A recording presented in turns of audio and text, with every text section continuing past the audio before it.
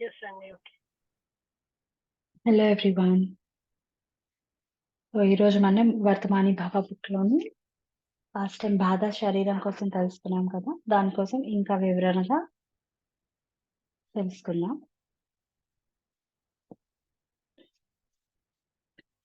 ఇక్కడ క్వెషన్ ఏం అడుగుతున్నారంటే, దుఃఖకాయంలో గుర్తింపును తెంచుకునేన్ తెంచుకునేంత చైతన్యవంతులమైనప్పుడు అది ఏమవుతుంది?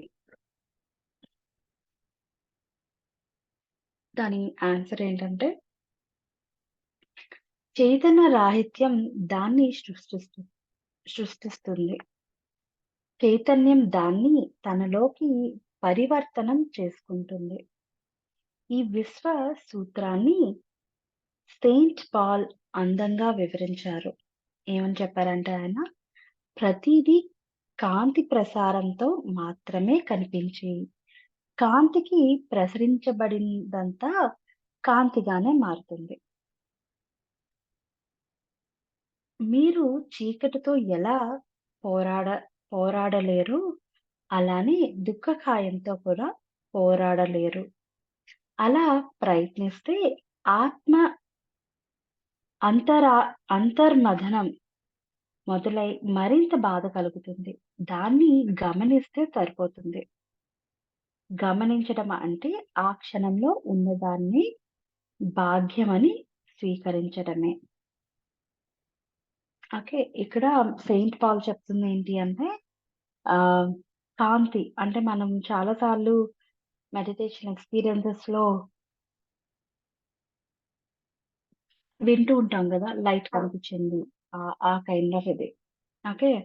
సో, ఎప్పుడు కూడా మనకి అదే విధంగా కనిపిస్తుంది. ఆ చైతన్యం అన్నా ఏదైనా సరే అదే విధంగా కనిపిస్తుంది. మనం ఇంకా డీపర్‌గా వెళ్తే we all are light beings అంటారు. సో, ఆ విధంగా అన్నమాట.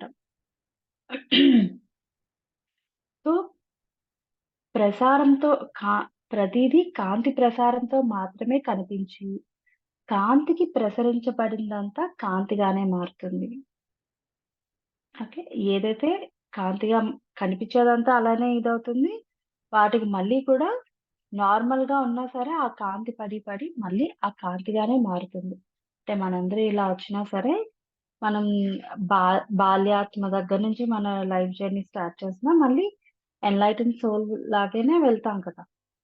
వృద్ధాత్మ అన్న దీని దగ్గరికి వెళ్ళినప్పటికి మళ్ళీ ఆ జోన్‌లోకే వెళ్తాం. ఆ లైట్ బీయింగ్ అన్న దీనికే వెళ్తాము. అంటే మన సోల్ ప్రకారం మాట్లాడుకుంటే.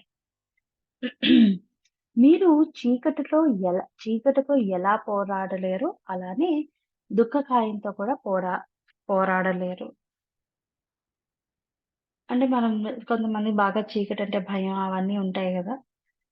సో, ఆ కైండ్ ఆఫ్ దీనిలో ఎలా అయితే ఉంటామో, అలాగే మన ఈ బాధ శరీరం అన్న దాంతో కూడా మనం పోరాడలేమంట. అక్కడ మనం చేయగలిగింది ఏంటి అనేసంటే, ఆ క్షణంలో వచ్చే థాట్స్‌ని, ఆ క్షణంలో కలిగే ఆహ్, ఏవైతే ఆహ్ అంటే మేబీ అది పెయిన్‌ఫుల్ రిలేటెడ్ థాట్స్ కావచ్చు, ఎమోషనల్‌గా ఇంకా డౌన్ అయ్యి ఉండొచ్చు. వాటెవర్ ఇట్ ఈస్ ఆ నిమిషంలో దాన్ని అబ్జర్వ్ చేయటమే ఇంకా ఈ బాధ శరీరం అన్న దాని నుండి బయటకొచ్చే ఒక సొల్యూషన్ అని చెప్తున్నారు. మీ పూర్ణ శక్తి క్షేత్రం నుంచి చీలిపోయిన జీవశక్తి ఈ దుఃఖకాయంలో చిక్కుకుంది. పూర్ణ శక్తి క్షేత్రం నుంచి చీలిపోయిన జీవశక్తి. అంటే పూర్ణ శక్తి అంటే మనం వచ్చినప్పుడు ఒక ఫుల్ ఆఫ్ ఎనర్జైజ్డ్ అన్న దీంతో వస్తూ ఉంటాం కదా! సో, దాని నుండి ఈ ఈ మన ఏమంటారు? మన ఫిజికల్ బాడీ అండ్ మన ఎథరిక్ బాడీ మధ్యలో ఈ బాధ శరీరం అనే దాన్ని కూడా క్రియేట్ అవుతూ వచ్చిందనమాట. క్రియేట్ అయింది. సో, దానివల్ల చిన్న డిస్టెన్స్ అనేది ఏర్పడింది. సహజమైన మనసుతో కూడిన గుర్తింపు వలన ఇది తాత్కాలికంగా స్వతంత్రురాలైంది. అంటే for time being. It's not that పర్మనెంట్‌గా ఇలానే ఉంటదని కాదు. కానీ పర్మనెంట్‌గా దాని నుండి బయటికి రావాలంటే మనం పెట్టాల్సిన ఎఫర్ట్ కూడా మనం పెట్టాలి. తన ల్ తోకను తానే కరుచుకునే జంతువులా అది తనపై తానే తిరిగి జీవ విరోధిగా మారుతుంది. మన నాగరికత ఇంత జీవ వినాశకారిగా ఎందుకు మారిందనుకుంటున్నారా? జీవశక్తి లోనివే ఈ జీవ వినాశ వినాశకారి శక్తులు కూడా. ఇది ఏంటంటే మనకి ఇలా చికాకుగా అనిపించడం, బాగా బాధ ఉండడం, బాగా ఫియర్ ఉండడం, అవన్నీ ఏంటంటే అలా పెరుగుతూ ఉంటాయి. కానీ ఒకానొక పాయింట్‌లో మనకే చాలా చికాకు కూడా వస్తది. అబ్బా! ఎంతకని ఈ ఫియర్‌లో ఉంటాం, ఎంతకని ఈ బాధలో ఉంటాం, దీని నుండి బయటికి రావాలి అన్న ఒక ఒక జోన్‌లోకి మన మటుకు మనమే వెళ్తాం. ఇక్కడ ఒక ఎగ్జాంపుల్ చెప్తా. ఆహ్, నాకు చాలా ఫియర్స్ ఉండేవి. చాలా అంటే చాలా. దాంట్లోని ఒక ఫియర్ ఏంటి అంటే ఒంటరిగా ఉండడం అనేది ఒక ఫియర్ నాకు. చాలా ఫియర్ అన్నమాట. At the same time heights. So, ఈ రెండిట్లో ఏంటంటే నాకు ఒక టైమ్ ఎలా క్రియేట్ అయింది అంటే నేను ఒంటరిగా ఉండడం నేర్చుకోవాలి. నేర్చుకోకపోతే నాకంటూ ఒక రొటీన్ గాని, ఒక అదర్ కైండ్ ఆఫ్ లైఫ్ కానీ ఏమీ ఉండదన్నమాట. ఎ ఎప్పుడు కూడా ఆహ్, నా రొటీన్ అనేది అప్ అండ్ డౌన్ గానే ఉండేది. ఒక ప్రాపర్ ఈరోజు ఈ రొటీన్ ఇలా ఉంది. ఇది నా రొటీన్ అన్న కైండ్ ఆఫ్ జోన్ ఏమీ ఉండేది కాదసలు. సో, అది కొన్ని రోజులు ఎంజాయ్ చేశాను. Almost year. ఓకే. అంతలా రొటీన్ లేకుండా ఉండడం, చేయడం అవన్నీ. కానీ later on I started getting irritation అన్నమాట. అబ్బా! నాకంటే ఏదో ఒక రొటీన్ ఉంటే బావుంటది కదా! అన్న కైండ్ ఆఫ్ ఇది. So, that pushed me to stay alone. ఇంట్లో ఒక్కదాన్ని ఉండడం గాని, అంటే ఏంటంటే రీజన్ మా హస్బెండ్ ఎక్కువగా ట్రావెల్ చేసేవారు. ఆహ్, తను ట్రావెల్ చేసినప్పుడల్లా నన్ను మా సిస్టర్ ఇన్ లా వాళ్ళ ఇంట్లో డ్రాప్ చేసి వెళ్ళేవారన్నమాట. బావుండేది అక్కడుండడం. పిల్లలు అందరూ ఆడుకోవడం, చేయటం అవన్నీ. బట్ ఏంటంటే నాకంటూ ఒక రొటీన్ ఉండేది కాదు. తనెంత ఫ్రీక్వెంట్‌గా చేసేవారంటే 2 డేస్‌కి, 3 డేస్‌కి తన షెడ్యూల్ వచ్చేది. వెళ్ళేవారు. మళ్ళీ బ్యాక్‌కొచ్చి నేను హౌస్ ఇలా సెట్ చేసుకునేసరికి మళ్ళీ అన్‌ప్లాన్డ్‌గా ఇంకేదో వచ్చేది. మళ్ళీ వెళ్ళేవాళ్ళు. సో, అంత అన్‌ప్లాన్డ్‌గా ఉండే థింగ్స్ వచ్చేసరికి నాకింక బాగా ఇరిటేషన్ అనేది క్రియేట్ అయిందనమాట. ఆల్‌మోస్ట్ ఒక 1 ఇయర్ అలా చేసేసరికి. Then I decided okay. నేనిక నేర్చుకుంటాను అని చెప్పి. ఐ లిటరల్లీ లెర్న్డ్ థట్ ఏంటంటే మార్నింగ్ టు ఈవెనింగ్ బానే ఉండేది. That's when I started taking meditation classes అవన్నీ ఇంట్లో చెప్పడం అవన్నీ కూడా స్టార్ట్ చేశాననమాట నేను. ఆహ్, రెగ్యులర్‌గా ఇంట్లో మెడిటేషన్స్ తీసుకోవడం అవన్నీ. సో, అలా డే అంతా ఓకే. నైట్ అయ్యేసరికి ఇంక నాకు భయమనేదైతే వేసేది. లైట్‌లన్నీ ఏసి, టీవీ ఆన్ చేసి ఉంచి ఆహ్, ఒక పక్కనేమో అప్పట్లో Skype is the main major thing to use. ఆ స్కైప్‌లో మా హస్బెండ్ అలా పడుకొని ఉండేవారు. So, something like that I started doing something like that. So, అలా అంటే మెల్లిగా నేను ఆ ఫియర్ అనే దాన్ని ఓవర్‌కమ్ చేశాను. అంటే ఒకే రోజులో చేసేస్తాము అంటే కాదు. మనం సపోర్టింగ్ ఫ్యాక్టర్స్ తీసుకొని దాన్ని ఓవర్‌కమ్ చేయాలి. సపోర్టింగ్ ఫ్యాక్టర్స్ డెఫినైట్‌లీ కావాల్సొస్తది. ఒకే రోజు ఒక పోల్ పట్టుకొని ఇక్కడి నుంచి అటువైపు వెళ్ళిపోతాము అంటే no. At the same time మనం ఆ స్టెప్ తీసుకోవడానికి కూడా ఒక ప్రయత్నం కూడా చేయాలి. మనం ఏంటంటే యూజువల్లీ నేనెలా అనేదాన్ని నాకు భయం నేను చేయలేను అది అనుకునేదాన్ని. Even heights. ఒకసారి స్విట్జర్లాండ్ ఎళ్ళినప్పుడు అదేదో మౌంటైన్స్ అన్నీ ఎక్కుతుంటే బ్యూటిఫుల్ సీనరీస్ ఎవ్రీథింగ్ ఉన్నాయి. అందరూ చూసి ఎంజాయ్ చేస్తున్నారు. నేను మాత్రం కళ్ళు గట్టిగా మూసుకొని నిల్చున్నాను అలాగా. నేను పడిపోతానేమో అని జెప్పి. ఎలా అంటే ఇంకా కేబుల్ కార్‌లో వెళ్తున్నప్పుడు. So, I decided on that day నేనింత బ్యూటీ అనే దాన్ని మిస్ అయిపోతున్నాను. నేను డెఫినైట్‌లీ నేను దాన్ని ఎక్స్‌పీరియన్స్ చేయాలి అని. నేనంత హైట్ కాకపోయినా ఇక్కడ నాకెప్పుడు ఛాన్స్ దొరికినా I try my best to అలాంటి థింగ్స్ ఎక్కి ఉండడానికని, ఎక్స్‌పీరియన్స్ చేయడానికని, ఓవర్‌కమ్ చేయడానికని ట్రై చేస్తా అనమాట. సో, అలా ఉన్న హ్మ్, నేను అంటే ఇప్పుడు నేను 100% వచ్చాను బయటికి ఐయామ్ సూపర్ గుడ్ అని అనను. కాకపోతే ఐయామ్ స్టిల్ ట్రైయింగ్. కొన్ని వాటిల నుంచి ఫుల్‌గా వచ్చాను. కొన్ని వాటి నుంచి స్టిల్ భయం ఉంది. లేకుండా ఏం లేదు అని అనట్లేదు. కానీ ఆ ఇరిటేషన్ నుండే మనం దాని నుండి బయటకి రావాలి అనే డెసిషన్ అనే దాన్ని కూడా తీసుకుంటాం మనం. సో, ఈ పాయింట్ నాకు ఆ విధంగా అనిపించిందనమాట. మీరు దుఃఖకాయంలో గుర్తుంచుకోవడం దాన్ని గమనించడం మొదలుపెట్టిన తర్వాత కూడా అది కొంతకాలం పనిచేస్తూ మీరు మళ్ళీ దానితో గుర్తుంచుకునే మాయలోకి మిమ్మల్ని లాగగలదు. అంటే ఎంత మనం ప్రెజెంట్ మొమెంట్‌లో ఉండడానికి ట్రై చేసినా, మళ్ళీ మనం ఆ జోన్ అన్న దీంట్లోకి వెళ్తూ రావడం అనేది చేస్తూ ఉంటాం. చక్రాన్ని తిప్పడం ఆపినా సరే, అది కొంతసేపు తిరిగినట్లుగా మీరు దానికి శక్తినివ్వకపోయినా, కొంత ఒరవడి ఉండడం వల్ల దానికి మీపై కొంతకాలం ప్రభావం ఉంటుంది. ఈ స్థితిలో అది శరీరంలో వివిధ భాగాల్లో నొప్పులను, బాధలను సృష్టించవచ్చు కానీ, అవి ఎంతో కాలం నిలబడవు. వర్తమానంలో ఉండండి.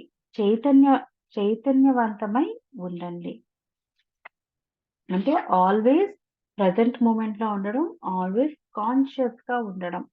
అంటే ఆ ఎనర్జీ అనే దాంతోని అలా ఉండడం అనేది నేర్చుకోవడం. అంటే ఇనీషియల్‌గా మనకది కొద్దిగా టఫ్‌గా కూడా అనిపించొచ్చు. నేనలా ఉండడం కష్టం కదా అని. But trust me, when we implement it definitely will enjoy it.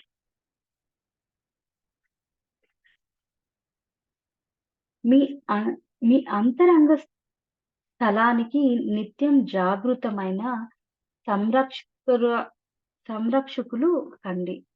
దుఃఖకాయాన్ని గమనించి దాని శక్తిని దాని శక్తిని భావించడానికి మీరు సదా హస్తవంలో ఉండండి. సారీ, వాస్తవంలో ఉండండి. రాంగ్ పడింది ఇక్కడ. సో, ఎప్పుడు కూడా వర్తమానంలో ఉండాలి. అండ్ వాస్తవంలో ఉండాలి. ఇదే నా రియాలిటీ అన్న దీంట్లో కూడా మనం దాన్ని చూడాలనమాట. అంటే నా రియాలిటీ అది కాదు. నా రియాలిటీ ఇది. నేనిప్పుడున్న ఈ ప్రెజెంట్ మూమెంట్‌లో ఏ థాట్స్ అయితే క్యారీ చేస్తున్నానో, ఎంత ప్రశాంతంగా అయితే ఉన్నానో, అది నా రియాలిటీ అన్న దాన్ని మనం యాక్సెప్ట్ చేయాలి. అప్పుడది మీ ఆలోచనలను నియంత్రించలేదు. దుఃఖకాయం యొక్క శక్తి క్షేత్రంలో మీ ఆలోచనలను కలిపి దానితో గుర్తుంచుకోవడం మొదలుపెట్టిన క్షణంలో మీ ఆలోచనలతో దానిని పోషిస్తున్నట్లే. ఓకే.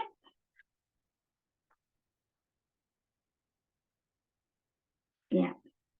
అంటే ఆహ్, మనం కొన్ని థాట్స్‌ని అలా క్యారీ చేస్తాం కదా! కొన్ని ఆలోచనలు కొన్ని ప్లేసెస్‌లో.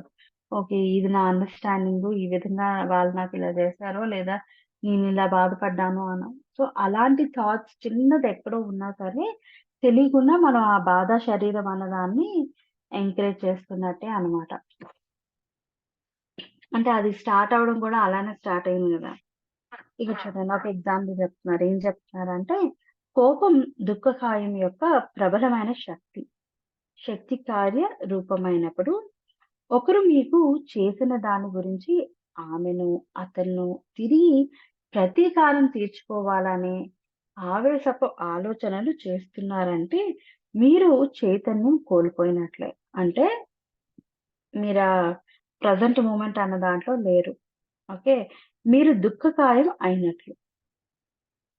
అంటే ఈ ఎనర్జీ బాడీ అన్న దీంట్లో మీరక్కడ లేరప్పుడు. ఓన్లీ ఏంటంటే మీరు అక్కడ మన కొత్తగా క్రియేట్ చేసుకున్న మన దుఃఖకాయంలో ఉన్నట్టన్నమాట. ఎక్కడైతే కోపం ఉంటుందో అక్కడ అంతర్గతంగా బాధ ఉంటుంది. లేదా మీకు విచారం కలిగి మీ జీవితపు దుర్ల దుర్బలత గురించి ప్రతికూల ఆలోచనలు చేస్తే, మీ ఆలోచనలు దుఃఖకాయంతో అనుసంధానమయ్యి, మీరు చైతన్య రాహిత్యం అవుతారు. దాని దాడికి దెబ్బతింటారు. నేను ఇక్కడ ఉపయోగించే అచేతనం అనే పదానికి అర్థం ఏ ఏదో రకమైన మానసిక లేక ఉద్వేగపు మాది మాదిరితో గుర్తుంచుకోవడం. అంటే బొత్తిగా గమనించే ప్రత్యక్షత లేకపోవడం.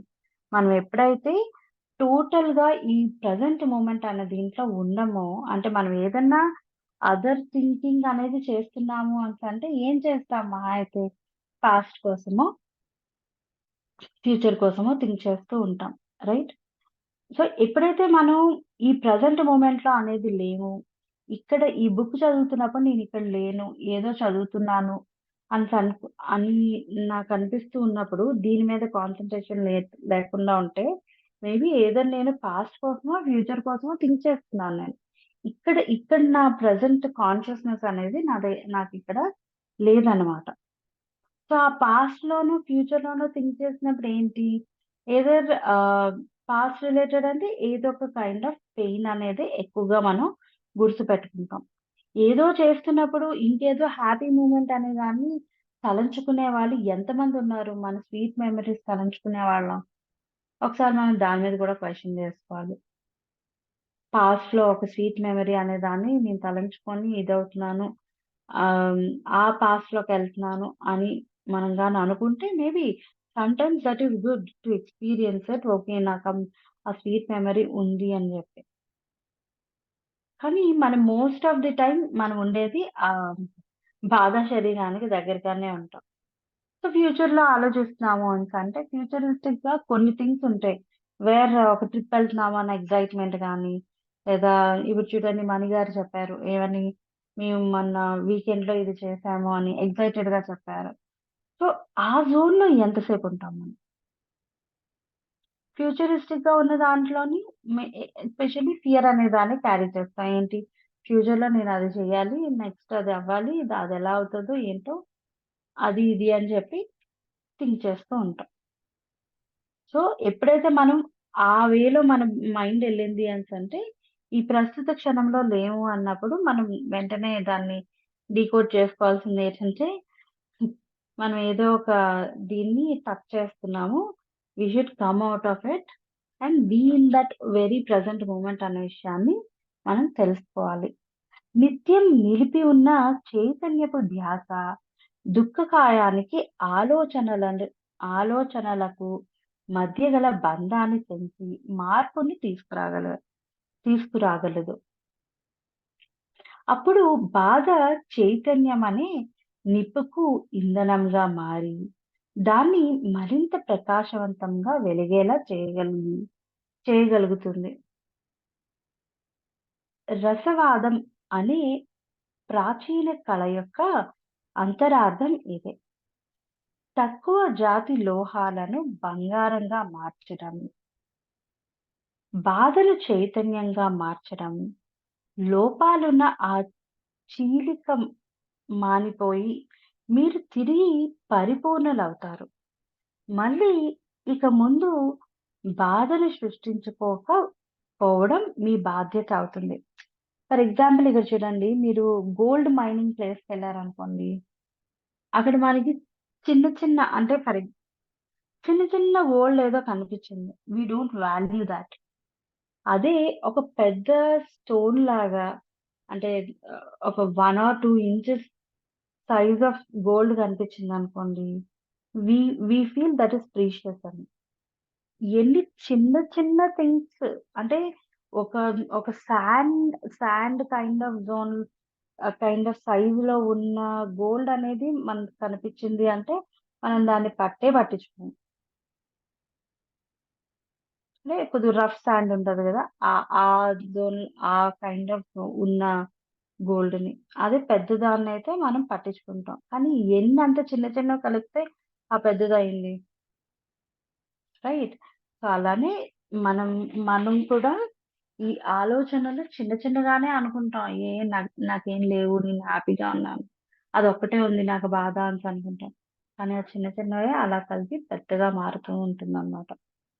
సో, అలా కాకుండా మనం హ్యాపీగా చిన్నదో, పెద్దదో వాటెవర్ ఇట్ ఈస్ 100% జీరో అనేది చేసుకోవాలి. 100% ప్రెజెంట్ మూమెంట్‌లో ఉండడం అనే దాన్ని అలవాటు చేసుకోవాలి. ఈ పద్ధతిని క్లుప్తంగా చెప్తాను. మీ లోపలి భావంపై ధ్యాసను కేంద్రీకరించండి. అదే దుఃఖకాయం అని తెలుసుకోండి. దాని ఉనికిని స్వీకరించండి. అంటే యాక్సెప్ట్ చేయాలి మనం. ఓకే. అదుంది అని చెప్పి. దాని గురించి ఆలోచించవద్దు. అనుభూతిని ఆలోచనగా మార్చవద్దు. ఓకే. ఏదో ఎక్స్‌పీరియన్స్ చేస్తున్నారు మీరక్కడ. ఓకే. నాకిలా ఉంది కదా! ఇలా అవుతుంది గదా! నెక్స్ట్ ఏం చేయాలి నేను? నెక్స్ట్ దాంతో పాటు అంటే ఎక్స్‌పీరియన్స్ అంటే జస్ట్ ఎక్స్‌పీరియన్స్. ఇప్పుడు మనం కూల్ డ్రింక్ తాగుతున్నాము. తాగినప్పుడు ఏం చేస్తాం? దాన్ని జస్ట్ ఎక్స్‌పీరియన్స్ చేస్తాం. అది కూల్‌గా ఉందా? స్వీట్‌గా ఉందా? లేదా దాని టేస్ట్ ఎలా ఉంది? అక్కడి వరకే ఆలోచిస్తాం. దాని మించి ఇంకేం ఆలోచించం. బట్ అదే ఈ ఈ జోన్‌లోకొచ్చినప్పుడు మనం ఏంటంటే దాన్ని ఎక్స్‌పీరియన్స్ చేయకుండా దాంతో పాటు అంటే ఇంకేదో దానికి వన్ బై వన్ నాకే ఉంది అన్న కైండ్ ఆఫ్ జోన్‌లో కాకుండా జస్ట్ దాన్ని ఎక్స్‌పీరియన్స్ చేయాలి. ఒక థాటొచ్చింది. అదేదో చెప్తుంది అన్నప్పుడు దాన్ని జస్ట్ ఎక్స్‌పీరియన్స్ చేయాలి అంతే. దాన్ని ఎంపిక చేయడమో, విమర్శించడమో చేయొద్దు. అంటే దాన్ని జడ్జ్ చేయడం గానీ, ఓహ్! ఇదప్పుడొచ్చింది కదా! అలా ఉంది కదా! అన్న కైండ్ ఆఫ్ జోన్‌లోకెళ్ళడం గానీ చెయ్యొద్దు. మిమ్మల్ని మీరు దాంతో పోల్చుకోవద్దు. ఒకటి బాగా గుర్తుంచుకోవాల్సిందేంటంటే, ఆ బాధ శరీరం వేరు, నేను వేరు. దానికి నాకు సంబంధమే లేదు అనే విషయం అనేది ముందు మనకి క్లారిటీ రావాలి. ఎప్పుడైతే క్లారిటీ వస్తదో దాంతో మనం కంపేర్ చేసుకోకూడదు అనే విషయం అనే దాన్ని కూడా తెలుసుకోగలుగుతాం. వర్తమానంలో ఉండి మీలో జరుగుతున్న దాన్ని నిత్యం గమనించండి. భావోద్వేగాలనే కాకుండా గమనించే గమనించే వాడిని అంటే నిశ్శబ్దంగా గమనించడానికి కూడా తెలుసుకుంటూ ఉండండి. ఇదే వర్తమానపు శక్తి. మీ స్వీయ చైతన్య ప్రత్యక్షత శక్తి. ఇప్పుడు చూడండి ఏం జరుగుతుందో. చాలా మంది ఆడవాళ్లకు ముఖ్యంగా ఋతుక్రమానికి ముందు ఈ బాధ శరీరం మేల్కొంటుంది. అంటే మన పీరియడ్ సైకిల్ అనేది వచ్చినప్పుడు చాలా మంది ఎమోషనల్‌గా ఇంబాలెన్స్డ్‌గా ఉంటూ ఉంటాం. ఏదో కొద్దిగా ఇరిటేషన్‌గా ఫీల్ అవ్వడం గాని ఒక్క నిమిషం.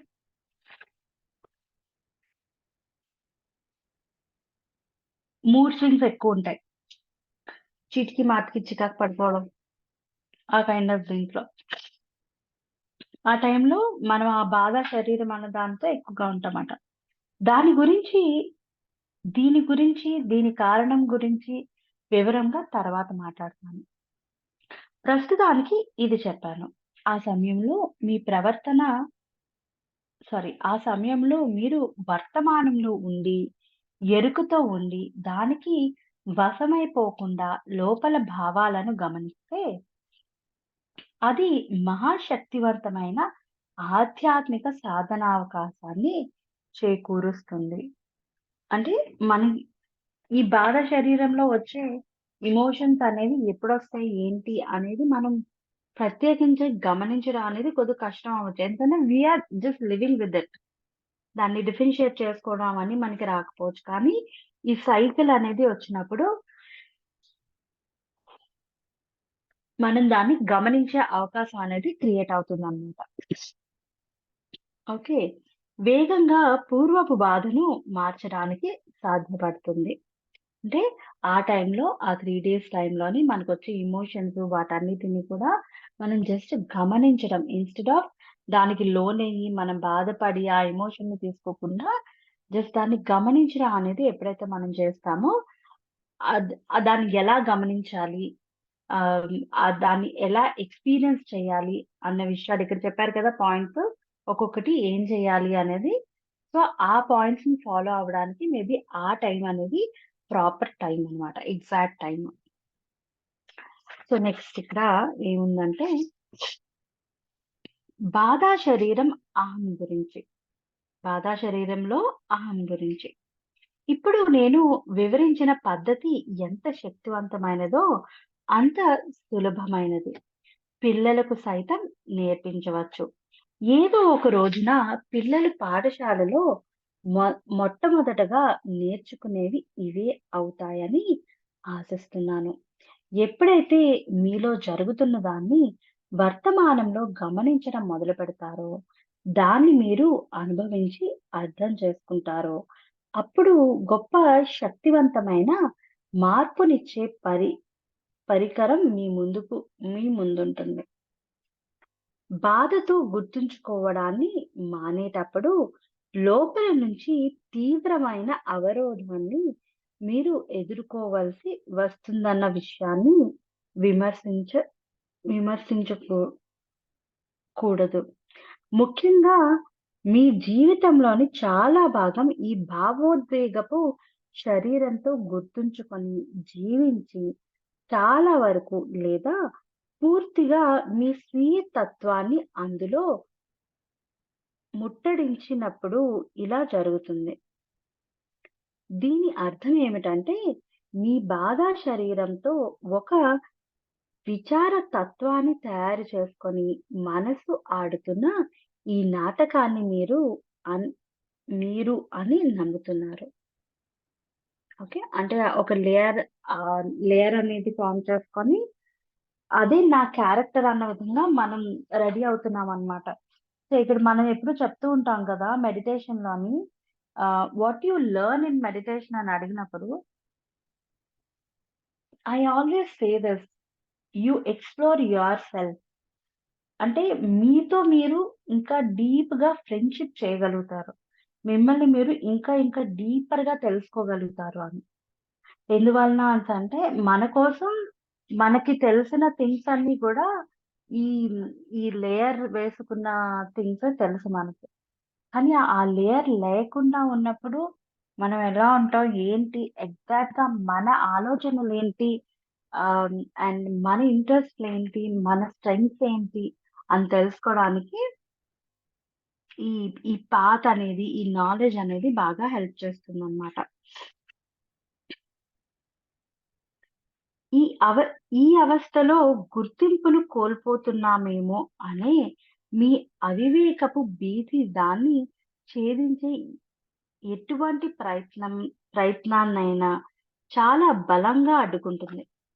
మరో విధంగా చెప్పాలంటే, తెలియని దానిలోకి దూకి, బాగా తెలుసున్న ఈ బాధా శరీరాన్ని కోల్పోయే అపాయం కన్నా, బాధా శరీరంగానే ఉండిపోతారు. మళ్ళీ చదువుతున్నాను చూడండి.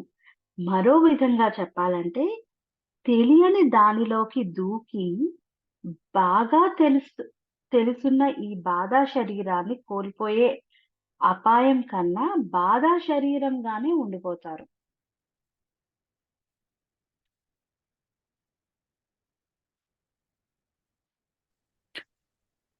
అంటే ఇంకోసారి ఇక్కడ చదువుతారా మాధురి నాలెడ్జ్ గారు? అనేది యాహ్! అదే చదువుతున్నా.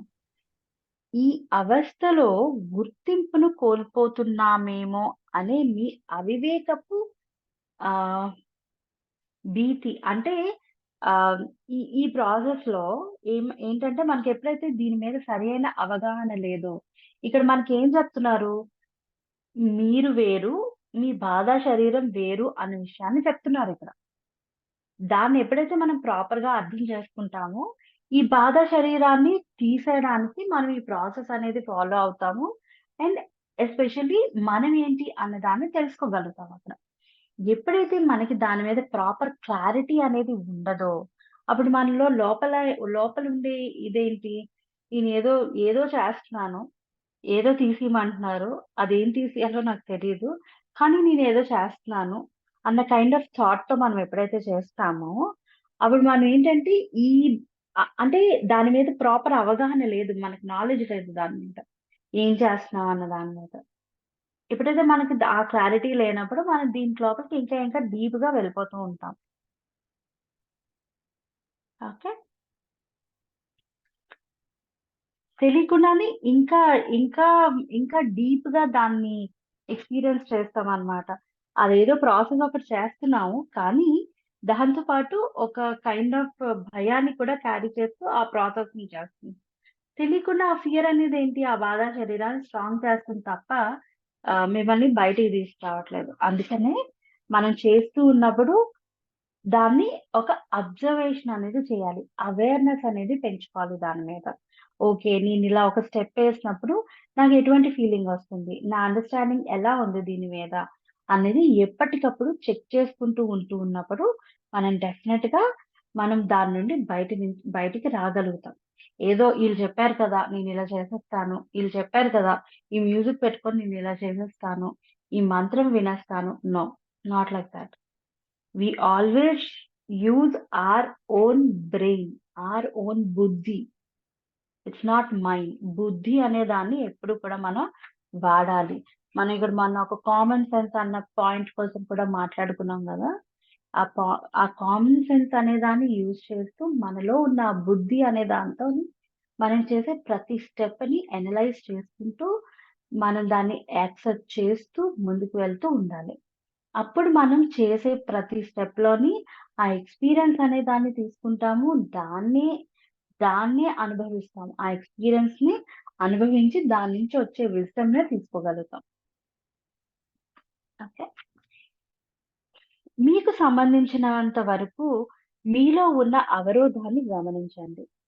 బాధతో మీ బంధాన్ని గమనించండి. చాలా చురుగ్గా ఉండండి. విచారంగా ఉండడం వల్ల మీకొచ్చే ఆ సాధారణమైన సంతోషాన్ని గమనించండి. అసాధారణమైన సంతోషాన్ని గమనించండి. అంటే ఆ బాధగా ఉన్నప్పుడు వాట్ ఈస్ యూర్ గెయినింగ్ అన్న విషయాన్ని గమనించమంటున్నారు. ఇక పోల్ జంప్ చేసి వెంటనే దూకేయండి అనట్లేదు. స్టెప్ బై స్టెప్ వెళ్ళమంటున్నారు. స్టెప్ బై స్టెప్ వెళ్ళి ప్రస్తుతానికంటే గమనించడం అంటే, ఆ బాధలో ఉన్నప్పుడు వ్ what is your exact feeling అన్న దాన్ని ముందు గమనించాలి మనం. ఆ గమనించినప్పుడు మనం ఇంకా ఓకే. నేనిలా ఫీల్ అవుతున్నాననమాట. నాకు ఈ థాట్ వస్తుందనమాట. దీని గురించి ఆలోచించినప్పుడు. నా అండర్‌స్టాండింగ్ దీని మీద ఇలా ఉందనమాట.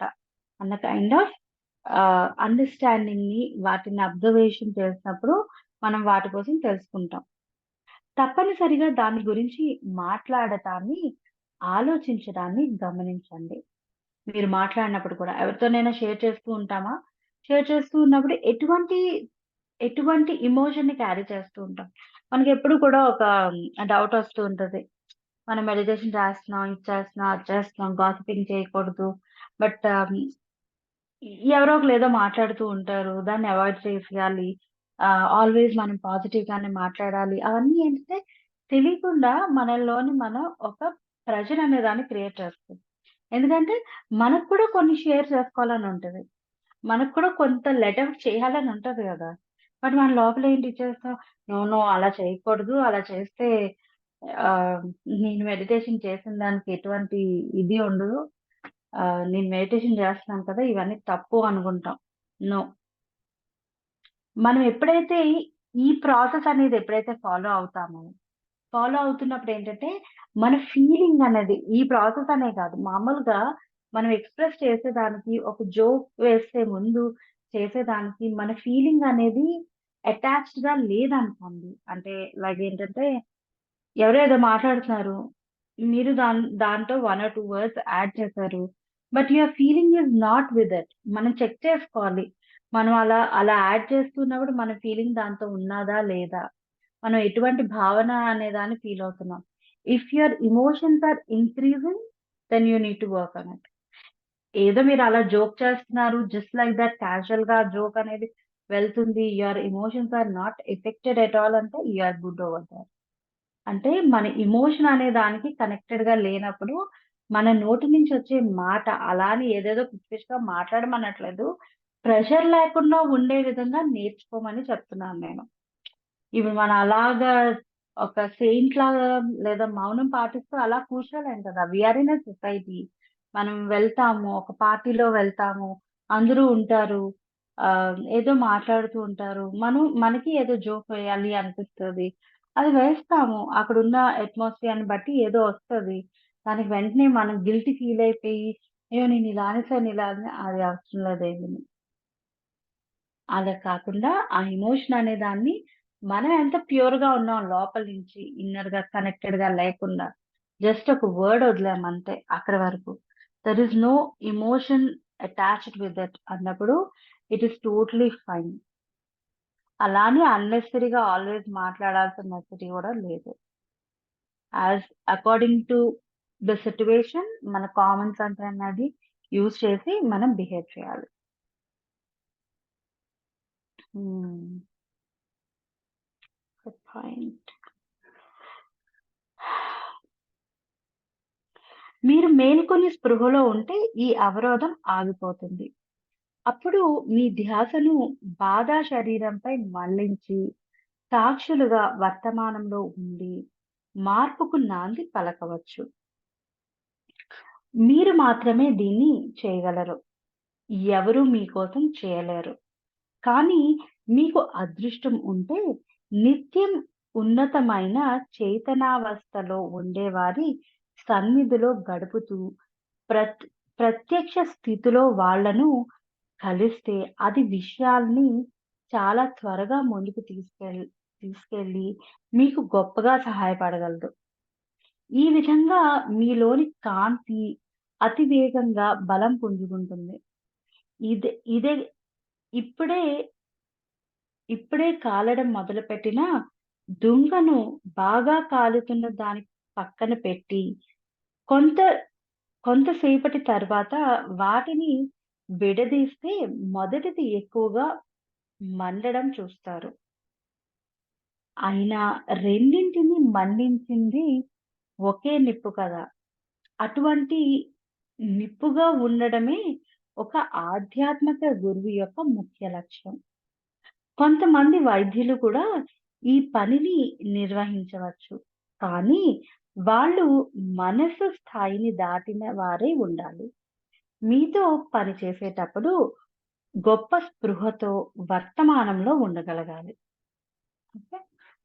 సో, ఎప్పుడు గూడా మన లోపలున్న ఆ అండర్‌స్టాండింగ్ అనే దాన్ని ఏది చిన్నది బాధ అని అనిపించినా, ఎమోషనల్‌గా మనల్ని ఎఫెక్ట్ చేస్తుంది అని అనిపించినా, మనం వెంటనే దాన్ని ఆ బాధని ఎక్స్‌పీరియన్స్ చెయ్యాలి. బాధని ఎక్స్‌పీరియన్స్ చేయకూడదు అనట్లేదు. మళ్ళీ ఇదొక ప్రెషర్ తీసుకుంటాం మళ్ళీ. అమ్మో! నాకు బాధొస్తుంది. బాధని ఎక్స్‌పీరియన్స్ చేయకూడదు కదా! నేను రైట్ వేలో లేను అని జెప్పి దీన్ని ఎలా అయినా తీసేయాలని ప్రెషర్ చేస్తాం. అలా కాదు. ఏదైనా ఒక ఎమోషన్ వచ్చింది అంటే దెన్ అండ్ దేర్ ఎక్స్‌పీరియన్స్ చేసి దాన్ని వెంటనే వదిలేయాలి. అంతే.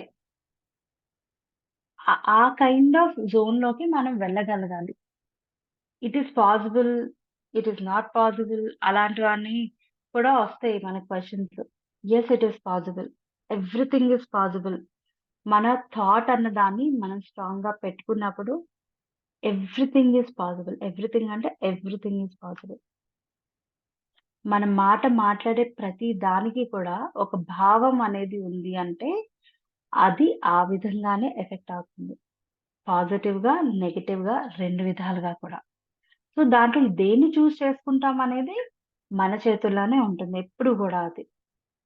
సో, ఇక్కడ మనం ఈరోజు నేర్చుకున్న పాయింట్ ఏంటి? మనం మన బాధా శరీరం అనే దాన్ని అబ్ అబ్జర్వ్ చేయాలి. అది ఎటువంటి ఆలోచనని ఆహ్, రిలీజ్ చేస్తుంది అనే దాన్ని అబ్జర్వ్ చేయాలి. దానికన్నా ముందు ఓకే. నాలో ఒక బాధా శరీరం ఉంది అన్న దాన్ని మనం యాక్సెప్ట్ చేయాలి. దానిలో నుంచి యాక్సెప్ట్ చేసిన తర్వాత ఇంక అది ఉంది కదా! అమ్మో! అమ్మో! ఉంది అనే విధంగా కాకుండా, దాని కోసం ఏమీ పట్టించుకోకుండా, అది రిలీజ్ చేసే థాట్స్ అనే దాన్ని గమనించడం అనేది చేయాలి. దాన్ని ఎక్స్‌పీరియన్స్ చేయాలి. Then and there. ఇప్పుడు చెప్పుకున్నాం గదా! దెన్ అండ్ దేర్ ఆ ఎమోషన్ అనే దాన్ని ఎక్స్‌పీరియన్స్ చేయాలి. దాన్ని ఎటువంటి జడ్జ్ చేయటం గాని, లేదంటే ఇదేంటి నేనిలా ఆలోచిస్తున్నానా? నేనెలా ఆలోచిస్తున్నానా? అన్న విధంగా మనల్ని మనం గిల్ట్ ఫ్యాక్టర్‌లోకి తోసుకోవడం గాని, అలాంటివేమీ గాకుండా దాన్ని జస్ట్ గమనిస్తూ, ఆ ప్రెజెంట్ మూమెంట్‌లో అవి ఎటువంటి థాట్స్‌ని క్రియేట్ చేస్తుంది అనే విషయాన్ని ప్రాపర్‌గా గమనించడం అనేది చేయగలిగినప్పుడు, ఎప్పుడైతే మనం డీప్‌గా ఆ థాట్‌ని గమనిస్తామో నెక్స్ట్ థాట్‌కి చోటే ఉండదసలు. అది క్రియేటే చేయలేదు. ఎందుకంటే మన కాన్సంట్రేషను, మన గమనించడం అనేది ఆ పర్టిక్యులర్ థాట్ మీదే ఉంది కాబట్టి. ఓకే. సో, ఈ బ్యూటిఫుల్ పాయింట్‌ని ఈరోజు మనం నేర్చుకున్నాం. Thank you. Thank you so much. మళ్ళీ ఇంకొక సెషన్‌లో కలుద్దాం. Thank you.